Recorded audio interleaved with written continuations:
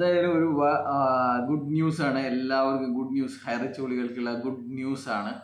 ഇതുകൊണ്ട് ഒരുപാട് കാര്യങ്ങൾ സാധിക്കാൻ സാധിക്കും.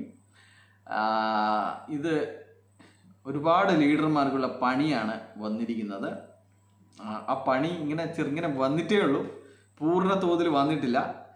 അപ്പോൾ അതിൻ്റെ ബെഞ്ചും കാര്യങ്ങളും ലിസ്റ്റിങ്ങും കാര്യങ്ങളും ഒക്കെ വരേണ്ടതുണ്ട്.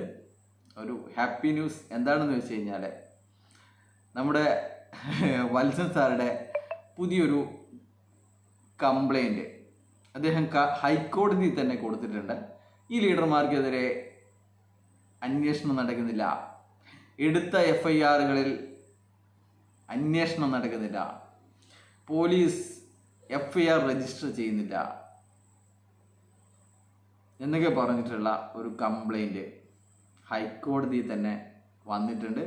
അതിലെ ഒന്നാം കക്ഷി എന്ന് പറയുന്നത് പോലീസ് ചീഫാണ്, DGP ആണ്. അപ്പോൾ DGP ഇതിന് ഉത്തരം പറയേണ്ടി വരും. എത്ര പോലീസ് സ്റ്റേഷനുകളിൽ പരാതികളുണ്ട്, ചേർപ്പ് പോലീസ് സ്റ്റേഷനിലെ 1000-ഓളം പരാതികൾ എന്ത് ചെയ്യാൻ പോകുന്നു എന്നുള്ള കാര്യങ്ങളൊക്കെ കോടതിക്ക് മുമ്പാകെ പറയേണ്ടി വരും.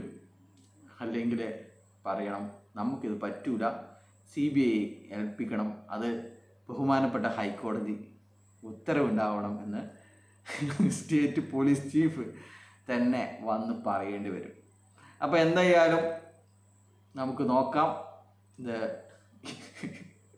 ഇവന്മാർക്കില്ല ഇല്ലാത്തൊരു പണിയാണ്. യുവന്മാരുടെ കേസൊക്കെ തള്ളുകയും ചെയ്തു, പുതിയ 1-2 കേസുകൾ വരാനും പോവുകയാണ്.